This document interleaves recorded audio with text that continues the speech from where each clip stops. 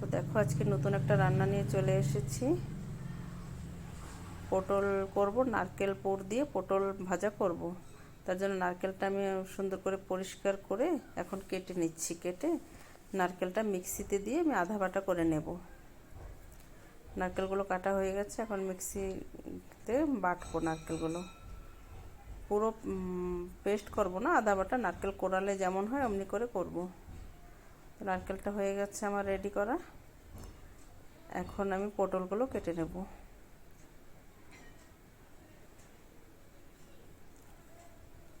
পটলগুলো আমি এক এক করে ছুলে নিচ্ছি। প্রথমে ছুলে পটল একটা আমি কেটে দেখিয়ে দিচ্ছি কেমন করে পটলটা রেডি করতে হবে।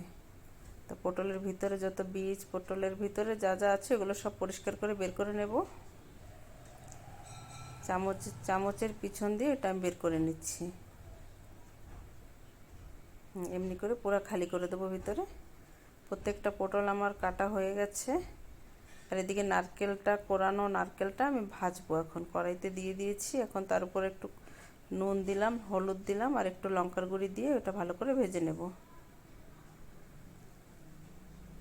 নারকেলের সুন্দর একটা গন্ধ বেরোনো পর্যন্ত নারকেলটা ভাজা করে নিলাম। নারকেল ভাজাটা হয়ে গেছে, ওইটা এখন নামিয়ে রাখবো।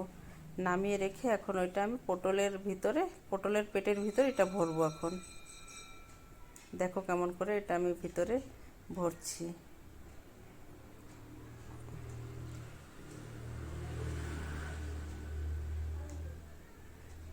নারকেলের পুরটার ভিতরে এরকম করে ভরে দিয়ে পটলটা এরকম করে প্রত্যেকটা পটল এরকম রেডি করে নিয়েছি।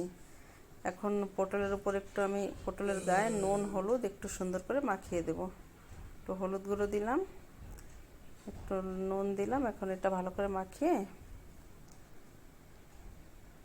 ধীরে ধীরে করে মাখাতে হবে। কড়াইতে তেল দিয়ে পটলগুলো বসিয়ে দিয়েছি এক এক করে। পটল কটা সব দিয়ে দিয়েছি। এখন আমি ঢেকে রাখবো। এটা ধীরে ধীরে অনেক টাইম ধরে ভাজা হবে। গ্যাসের আঁচ পুরো সিম করে দিয়ে ধীরে ধীরে এটা ভাজতে হবে। যে ভাজা এক সাইড হয়ে গেছে, আমি এখন উল্টিয়ে দিলাম।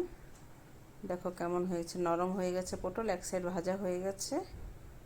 আবার ঢেকে দিলাম, ঢেকে দিয়ে আবার একটু উল্টিয়ে দিলাম। এরকম করে একটা 15-20 মিনিট ধরে পটলটা সুন্দর করে ধীরে ধীরে ভাজতে হবে। এই দেখো প্রায় ভাজা হয়ে গেছে পটলটা নরম হয়ে গেছে, সুন্দর গন্ধ বেরিয়েছে। পটলটা এখন আমি এক এক করে নামিয়ে দেব। এরকম করে কে খেয়েছো পটল আমাকে জানাবে, আর যদি না খাও ঠিক এরকম করে করে দেখো, খুব দারুণ লাগে খেতে। এইখানে রাখি, টাটা, বাই বাই।